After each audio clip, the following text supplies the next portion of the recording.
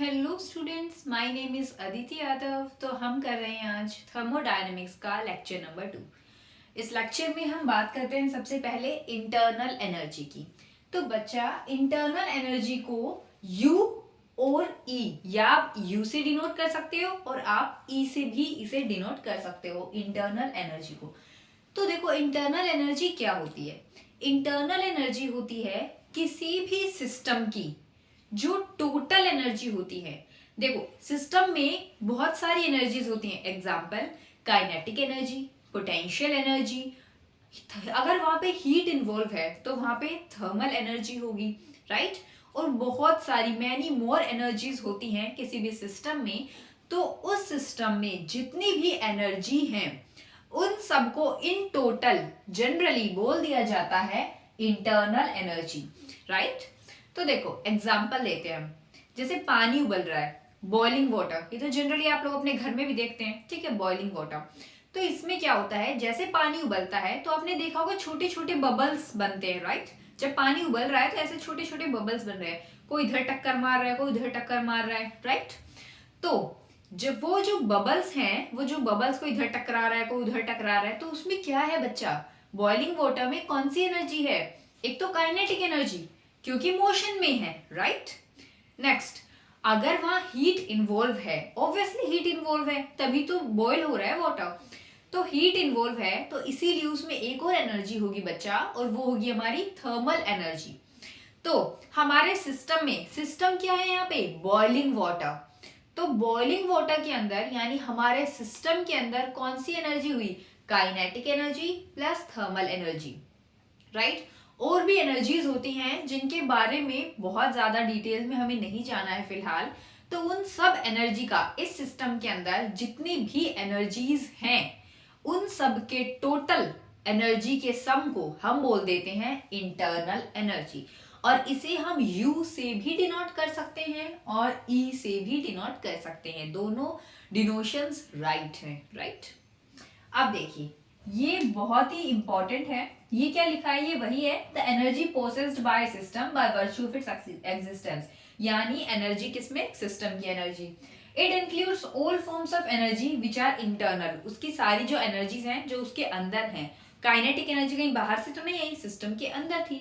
Thermal energy boiling water के अंदर बाहर से तो नहीं आएगी, कहीं से चल के कहीं से आ रही है, मीन्स बाहर से प्रोवाइड हो रही नहीं, वो सिस्टम के अंदर है, वाटर के अंदर है, बॉइलिंग वाटर के अंदर।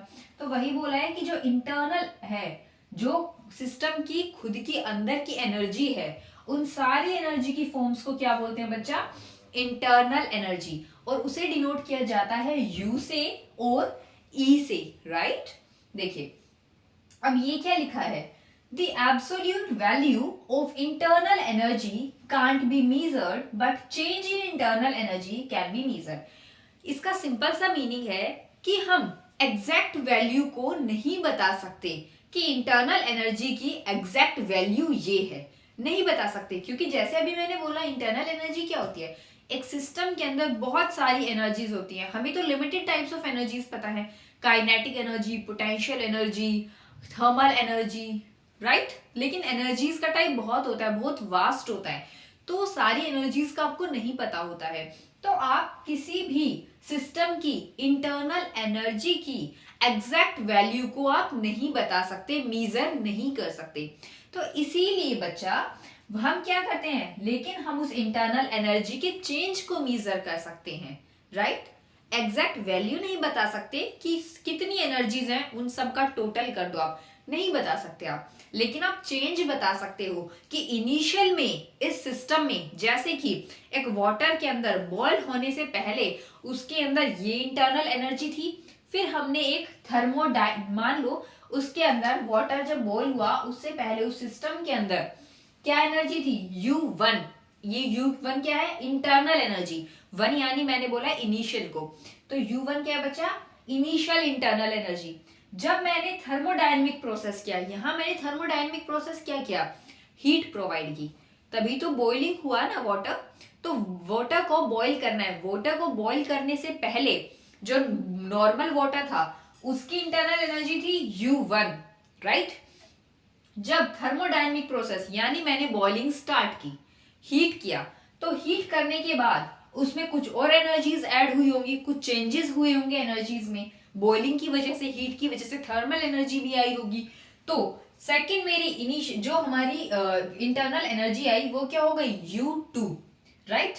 तो किसी भी चेंज आप कैसे निकालते हो, कैसे निकालते हो किसी भी चीज का चेंज। मान लो शुरू में आपके पास 5 रुपए हैं, राइट, फिर आपके पास आ गए 15 रुपए, तो आप इन 5 और 15 का चेंज कैसे निकालते हो, 15 - 5 यानी 15 - 5, राइट, तो वही आ जाता है चेंज।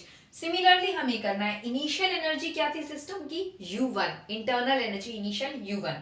थर्मोडायनेमिक प्रोसेस किया, यहां हमने बॉइलिंग किया, किसी और केस में कोई और प्रोसेस हो सकता है। फिर final energy after thermodynamic process क्या हुई, इंटरनल एनर्जी हमारी U2। तो चेंज इन इंटरनल एनर्जी क्या होगा, चेंज इन इंटरनल एनर्जी क्या होगा बच्चा, delta U equals to U2 minus U1, यानी final internal energy minus initial internal energy, right. Delta U equals to U2 minus U1, this is our change in internal energy. आप exact value नहीं बता सकते कि energy, internal energy की ये exact value है, major नहीं कर सकते, इसीलिए हम चेंज को मेजर कर लेते हैं। Delta U equals to U2 minus U1। U2 is the second, यानी कि फाइनल, हम बोल सकते हैं final internal energy, and U1 is the बच्चा initial internal energy. I hope ये टॉपिक आपको क्लियर हो गया होगा। और एक मेन पॉइंट, इंटरनल एनर्जी किसी भी फैक्टर पे डिपेंड नहीं करती, सिर्फ एक चीज पे डिपेंड करती है, और वो है क्या, हमारा टेम्परेचर। अगर किसी सिस्टम में टेम्परेचर कांस्टेंट है तो उसकी इंटरनल एनर्जी भी कांस्टेंट होगी।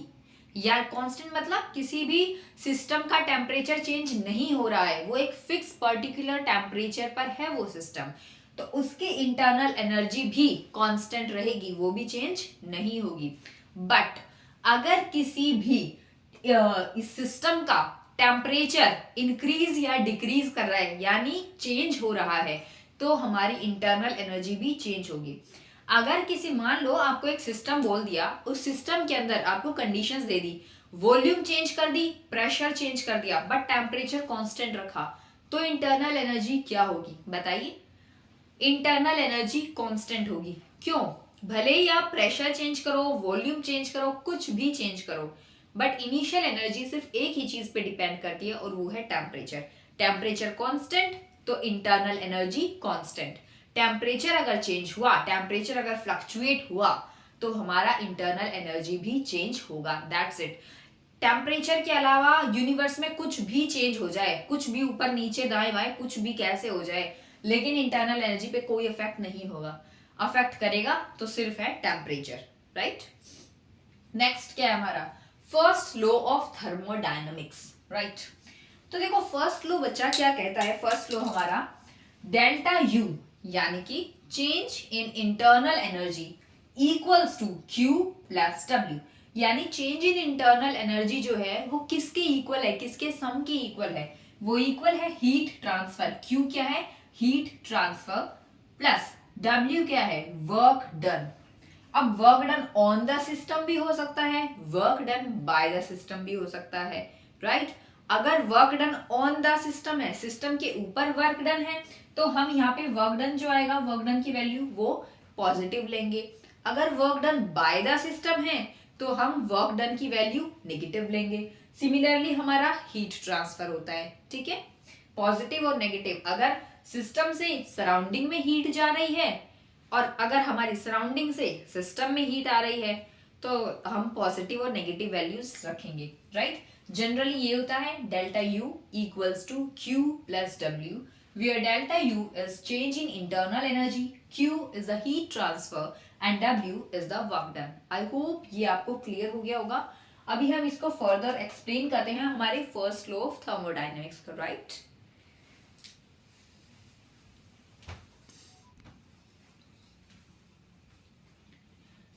हमने भी बात की फर्स्ट लॉ ऑफ थर्मोडायनेमिक्स की, राइट।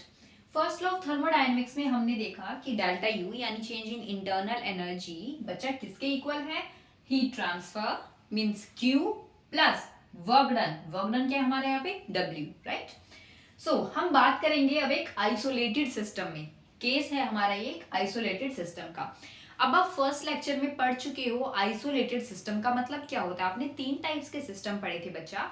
ओपन सिस्टम जो मैंने पेपर कप से आपको समझाया था। ओपन सिस्टम का मतलब क्या समझाया था कि अगर पेपर कप में कोई कॉफी या टी या मीन्स कोई भी चीज रखी है, वाटर रखा है, कंसिडर कर लो वाटर है उस पेपर कप में, क्या आप उसे ऐसे टिल्ट करोगे पेपर कप को तो क्या वो गिर जाएगा? हाँ, गिर जाएगा। अगर उसके अंदर कोई हमने ठंडा पानी रखा है तो वो थोड़ी देर में नॉर्मल टेम्परेचर रूम टेम्परेचर पे भी आ जाएगा, मीन्स हीट का भी ट्रांसफर हुआ और वर्क डन भी हुआ। तो वो तो क्या हुआ था हमारा ओपन सिस्टम, राइट। हमने पढ़ा था सेकंड सिस्टम हमारा क्लोज्ड सिस्टम। क्लोज सिस्टम में मैंने लिया था आपके लिए एक बॉटल, वाटर बॉटल, कैप थी उसके ऊपर, यानी कि वो सिस्टम कैसा था? क्लोज सिस्टम था। अगर मैंने उस वाटर बॉटल को ऐसे टिल्ट किया, कैसे भी कर दूं मैं उसे, चाहे उसे पूरी तरह से ऐसे कर दूं, मैं उसे अपसाइड डाउन कर दूं, तब भी क्या होगा? क्या उसके अंदर जो भी लिक्विड फिल है या भी जो भी चीज फिल है, क्या वो स्पिल करेगी? गिरेगी? नहीं गिरेगी। क्यों नहीं गिरेगी? क्योंकि वो क्लोज सिस्टम है। लेकिन तो इट मीन्स वर्क डन वहां नहीं होगा। लेकिन वहां क्या होगा? मीन्स हमारा वर्क डन, सॉरी, वहां हमारा मैटर का ट्रांसफर नहीं होगा, राइट। क्लोज सिस्टम में क्या हमारा हीट का ट्रांसफर होगा? हाँ, क्योंकि जैसे आप नॉर्मल बॉटल लेते हो प्लास्टिक वाली, अगर उसके अंदर आपने ठंडा कोई चीज रखी, मान लो ठंडा पानी रख दिया, तो ऐसा तो है नहीं कि आपका 24/7 वो ठंडा ही रहेगा, राइट। ऐसा नहीं होता। वो हीट को डिसिपेट करता है, यानी हीट को वो रिलीज करता है। तो जो हमारा टेम्परेचर है रूम टेम्परेचर, उसके इक्वल ही हमारे बॉटल का जो टेम्परेचर है, उसके अंदर फिल जो भी लिक्विड है उसका टेम्परेचर आ जाएगा। एग्जाम्पल, पानी भरा है बॉटल में, तो अगर आप उसे अपने स्कूल में लेके जाते हो, किसी कोचिंग इंस्टीट्यूट पे लेके जाते हो, ठंडा पानी है नॉर्मल प्लास्टिक बोतल में, पूरा टाइम तो ठंडा नहीं रहता है, राइट। इट मीन्स वहां हीट का ट्रांसफर हो रहा है, राइट। लेकिन अगर आप उसे स्पिल करोगे, उस पानी को गिराने की कोशिश करोगे, कैप क्लोज है, उसकी ढक्कन बंद है, तो क्या वो गिरेगा? नहीं गिरेगा। इट मीन्स मैटर का ट्रांसफर नहीं होगा क्लोज सिस्टम में, लेकिन हमारा हीट का ट्रांसफर होगा। और ओपन सिस्टम में हीट का भी ट्रांसफर होगा और हमारा मैटर का भी ट्रांसफर होगा। एक थर्ड सिस्टम था हमारा बच्चा आइसोलेटेड सिस्टम, जो हमने एग्जांपल लिया था थर्मस फ्लास्क का, राइट। थर्मस फ्लास्क का लिया था हमने एग्जांपल।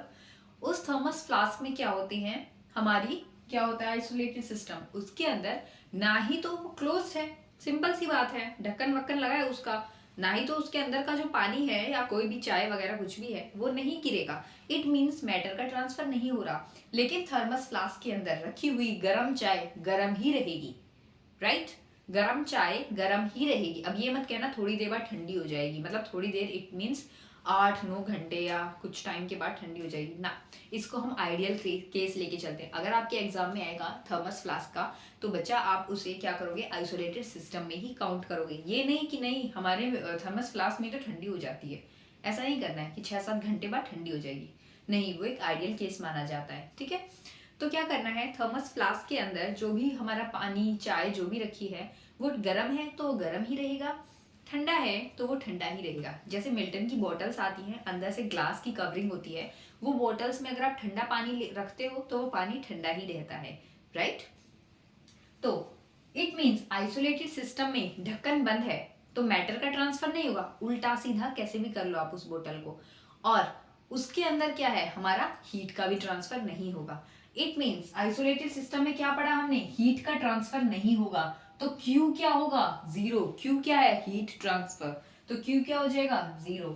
और आइसोलेटेड सिस्टम में बच्चा हमारा वर्क डन भी 0 होता है, राइट। वर्क डन भी 0 आइसोलेटेड सिस्टम में, हीट ट्रांसफर भी 0। हमने पढ़ा है delta U, that is internal energy. वो क्या होती है? Equals to Q plus W। ये कहता है हमारा फर्स्ट लॉ ऑफ थर्मोडायनेमिक्स। तो Q की जगह क्या मैं रख सकती हूँ? 0। ऑब्वियसली 0 मीन्स कि वहां कोई चेंज नहीं हो रहा है। ये मत सोचना कि 0 की मैंने कोई वैल्यू प्लेस कर दी है वहां पे, ऐसा नहीं है। 0 इट मीन्स वो कांस्टेंट है, कोई चेंजेस नहीं हो रहे हैं हीट में, हीट का ट्रांसफर नहीं हो रहा है, राइट। वर्क डन W वो भी 0 है, ठीक है, कोई चेंजेस नहीं हो रहे हैं। तो 0 प्लस 0 क्या होगा? ऑब्वियसली 0 होगा। तो delta U which is change in internal energy 0। और चेंज इन इंटरनल एनर्जी क्या था हमारा? Final minus initial internal energy, क्योंकि हम एग्जैक्ट वैल्यू तो डिफाइन नहीं कर सकते, राइट। U2 minus U1। अगर आप इस U1 को इधर लेके जाएंगे तो क्या आ जाएगा, U2 इक्वल्स टू U1। यानी जितनी हमारे सिस्टम में, आइसोलेटेड सिस्टम की इनिशियल एनर्जी जितनी थी, किसी थर्मोडायनेमिक प्रोसेस के बाद भी उस सिस्टम की, आइसोलेटेड सिस्टम की फाइनल इंटरनल एनर्जी भी उतनी ही है जितनी इनिशियल थी। कोई भी चेंजेस नहीं हुए हैं। इट मींस हमारी जो इंटरनल एनर्जी है, क्या वो कांस्टेंट है? हाँ, वो कांस्टेंट है। तो आपको 3 पॉइंट्स याद रखने हैं। आइसोलेटेड सिस्टम में internal energy constant, heat transfer constant, work done constant, that's it. You constant कैसे? क्योंकि हमारा फाइनल इंटरनल एनर्जी इक्वल है किसके? इनिशियल इंटरनल एनर्जी के, राइट? ओके, सो नेक्स्ट हम बात करते हैं यूनिवर्स। अच्छा, एक बात बताइए, यूनिवर्स इसमें नहीं देखना है यूनिवर्स कैसा सिस्टम है, बताओ यूनिवर्स कैसा सिस्टम है, बताइए। यूनिवर्स बच्चे एक आइसोलेटेड सिस्टम है। अब इस ब्रह्मांड से बाहर आप कहाँ जाओगे? हीट लेना भी इसी में, हीट देना भी इसी में, वर्क डन भी इसी में होना by the system and work done on the system भी इसी में होना। तो क्या है यूनिवर्स? क्या है हमारा बच्चे? Isolated system. वर्क डन कह रही हूं, यूनिवर्स हमारा क्या है? Isolated system. और आइसोलेटेड सिस्टम में अभी आपने क्या पढ़ा? U equals to constant, means internal energy of an isolated system is constant, means universe एक आइसोलेटेड सिस्टम है।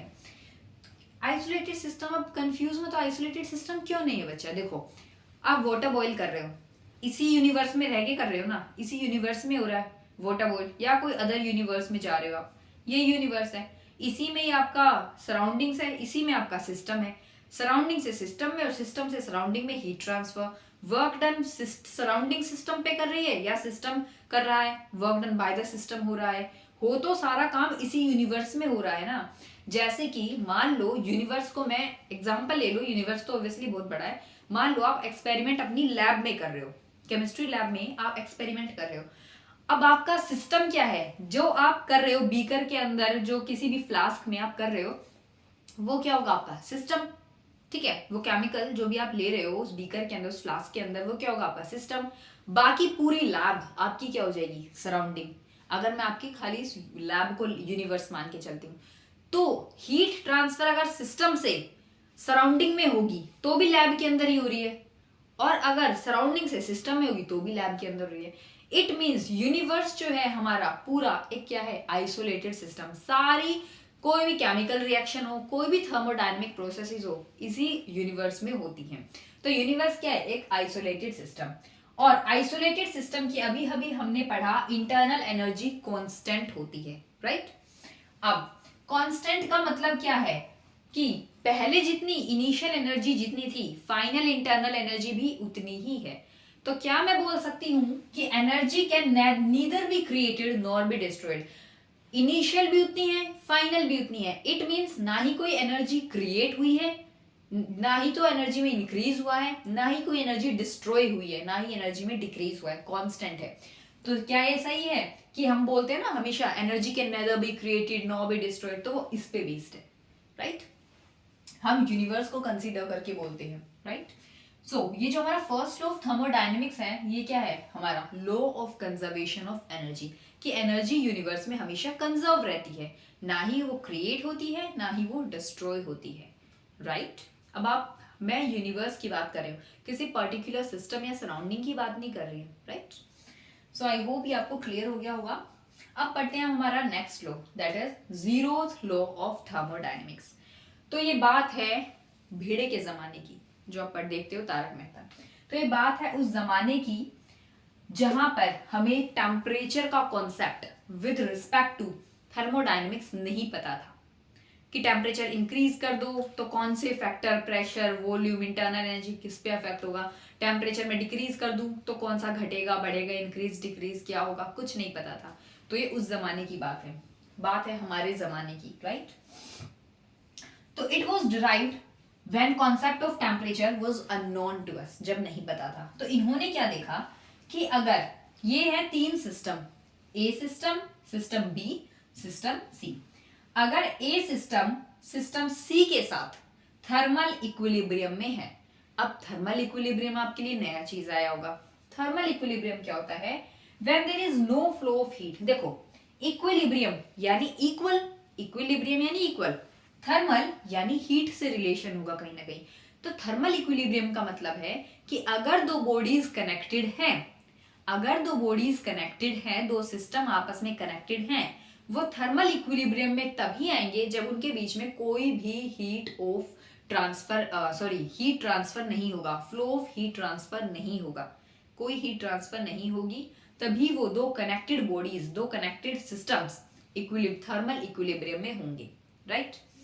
सो इसने बोला कि ए जो है सिस्टम ए सिस्टम सी के साथ थर्मल इक्विलिब्रियम में है, यानी कि दोनों, या तो दोनों की हीट सेम है तभी तो हमारा नहीं हो रहा है ट्रांसफर इसका हीट का, राइट।